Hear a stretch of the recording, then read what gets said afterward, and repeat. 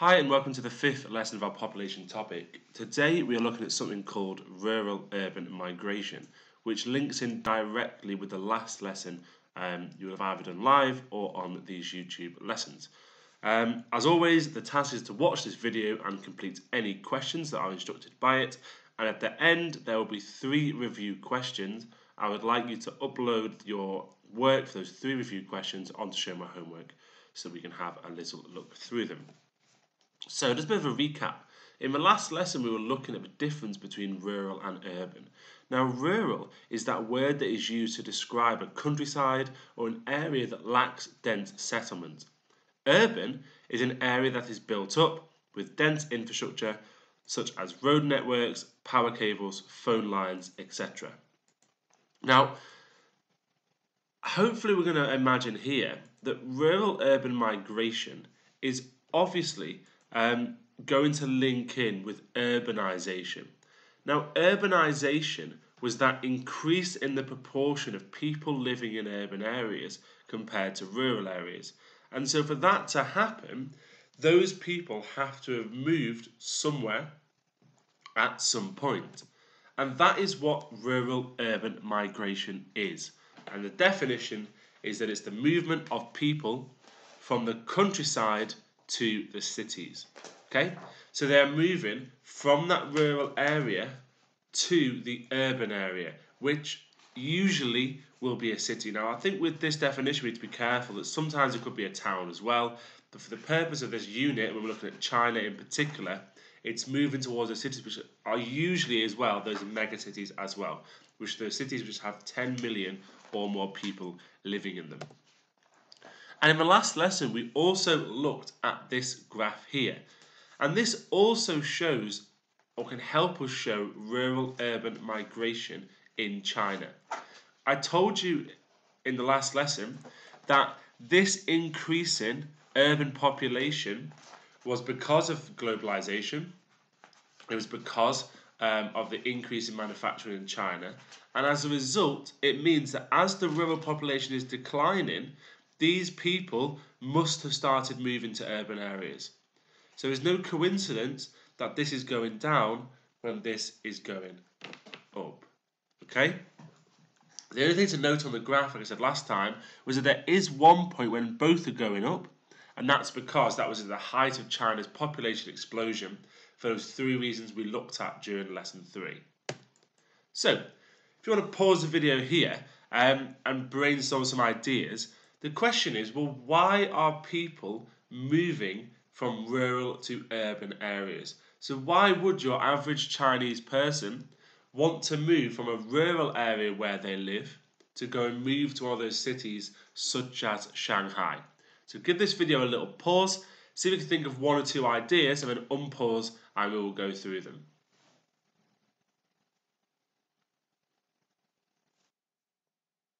Okay, hopefully you've got some ideas down there now. In terms of why this is happening, there are 2 main reasons. So people migrate from one place to another for 2 reasons. Now, when I say 2 reasons, there are obviously lots and lots and lots of reasons. We can group those into 2 things, and they are push factors and pull factors. Hopefully, if you can remember in year 7 when we were looking at migration in the USA with Mexico, at that point we also looked at push and pull factors. So we've already looked at these before, but as a bit of a recap to make sure we fully understand, I'll go through what they mean again. So, a push factor is when people want to get away from things they do not like or they don't need in the countryside. So it's literally pushing them away. So if there is something they don't like where they live, or if there is something physically forcing them to leave, that is a push factor. A pull factor is where people are attracted to things that they need or like to do in a city. So for example, what is it about Shanghai that people would be attracted to?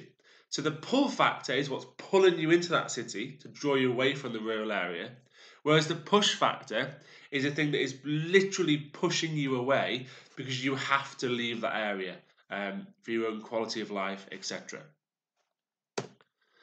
So we've got an example here. A friend offered me a job and a place to live in the city. 30 seconds if you want to pause the video. What factor is that? Is it push, pull, or both?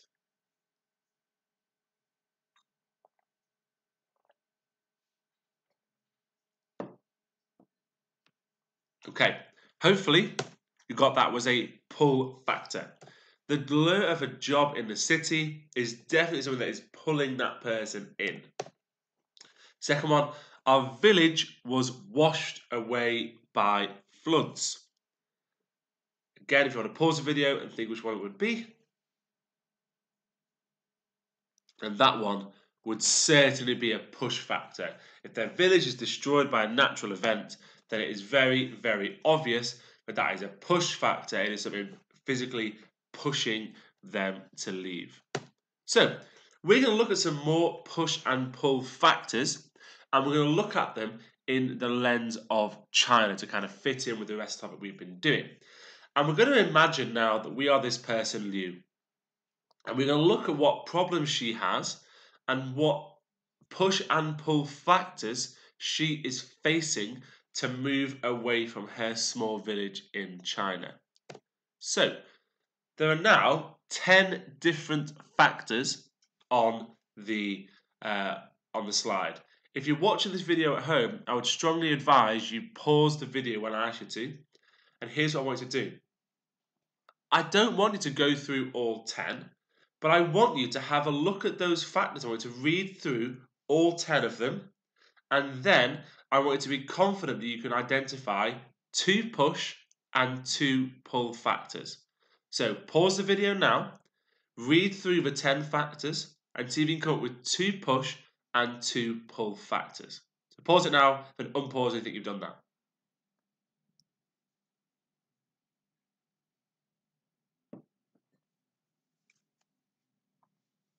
Okay, so hopefully you've had a little go at that. Let's go through them. There is very little education or training available in Liu's village. I think that is definitely a push factor. That is something that is forcing her to leave because there is not enough opportunities for education there. Liu would receive higher wages if she moved to Shanghai and was able to get a job. I would say that is a pull factor. It's something that's attractive about Shanghai, being able to get a higher wage and get a better job. Shanghai is a big, wealthy city. There are lots of things to see and do. Again, I would argue that is a pull factor. There have been lots of things to see and do, so that would really attract Liu to go and move to that city. Liu thinks that life in the village is too quiet and boring. I would say that is a push factor. Although, to be honest with you, you could argue that was a bit of both because it's not physically making her leave, but it is something that she doesn't like about the area that is pushing her away.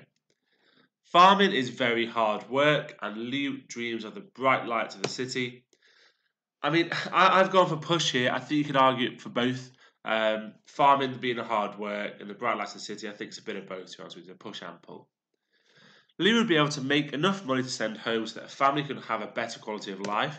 I think that's a pull factor because that ability to send money home to a family so they can have a better quality of life is an attractive element of the city. So that's a pull factor. Liu's house is wooden built with no running water, unreliable electricity, and no sewerage system, meaning there is no proper toilet. As that's definitely a push factor, so hopefully you got that one. There are big schools and hospitals in the city. Again, that is a pull factor. Many of Liu's friends have started to migrate to different cities across China. She's very envious of them. Again, I go for pull here. It's not the most obvious pull factor, but you know the fact that her friends are doing it and she wants to kind of experience that as well, it's quite a big pull factor. And Liu has heard that there are excellent shopping centres in Shanghai and would be able to buy lots of things she cannot get in a village. Again, I've gone for pull here. If you did the flip side, that says a push because you know she wouldn't have the shopping in the village. I would accept that as well. So they're the push and pull factors, and you're going to need to rewind this video to have a look at them for the review questions. But this concept of rural to urban migration is a fairly contentious one because it actually has both positive and negative impacts on the area. So it impacts on the rural area, which is losing people, and the urban area, which is gaining people. We're going to look at both of them now, some positives and negatives. So in terms of the rural area, some positives are that there are more resources per person. So in this case, when people are leaving, that means there's more food, there's more water, there's more goods that they can have per person. So if people were rationing food, for example, or people were only having a limited water supply, because there's less people, they get more of that resource. And also, as we saw with Loom, money may be sent home by migrants. So for example, if they go and work in the city, they earn a higher wage, they might send a proportion of that money back home to their family in the rural area, which enables them to also gain some wealth as well, because the wages are far, far, far higher in the city. However, the negatives are the population structure is often upset by the loss of young people, and that means that a lot of the people that are leaving are the ones that would carry on the population of that village or that rural area. And if it's all the young people leaving, it means the village is left over with mainly old people and very young people. And that kind of leads to this problem that there's fewer economically active men left in the rural community. So there's actually people that are struggling to do jobs there now. There might be there's not enough people to do the farming, there's not enough people to do the manual labour that's needed, and therefore the community will really, really suffer. Because a lot of those young working age people have left the area to go somewhere else. And that, like I said, can cause quite a few problems for that rural area. For the urban area, well, the positives are, again, the opposite of the rural, an increased economically active element of the community, and increasing the cultural wealth. So in terms of the first one there, it's saying that there's more people that are going to be working, which is good for the city, because it means there's more people working, more taxes raised, and it helps grow the city's infrastructure.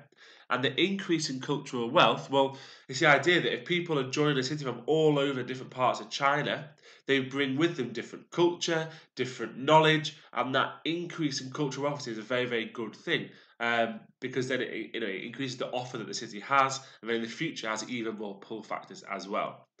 The negatives are pressure on places to live. So believe it or not, housing in cities is not infinite, it's very, very limited. And what's happening now in China is that so many people are trying to move to these urban areas, they can't actually keep up with the housing demand. So people end up living in really cramped accommodation, people end up living in houses that maybe aren't safe. People end up living in China, not so much on the street, but they end up living in sort of settlement areas that aren't really appropriate for them. And it also means that there's pressure on education and healthcare as well, because when people move to that city, they want a school for their kids, they want healthcare if they get ill, and if in 2010 there were 1 million people that have children and send their children to school, and in 2020 there are 10 million people that have kids and need school, it's very, very difficult then to build the schools, to train the teachers, to really get that service to meet the standard. So there is a lot of pressure on that. And really, that's kind of the main gist of it. So there are 3 review questions I wanted to answer. Again, as always, I would really advise you go back through this video to find the answers for them. So the first one is describe one push and one pull factor which may cause rural-urban migration in China. For that one, I would go back to this slide here. Outline the positives and negatives of rural-urban migration for rural areas. That's this slide here, so I want you to talk about both the positives and the negatives, please. And finally, outline the positive and negatives of rural-urban migration for urban areas. So that is this slide here. Always make sure it's in full sentences and written as well as you can. Don't just write the bullet points out, as I won't be too happy with that. Other than that then, guys, hopefully that made sense. As always, please do rewind this video if you're a bit unsure, or you can access the Zoom support if you need it.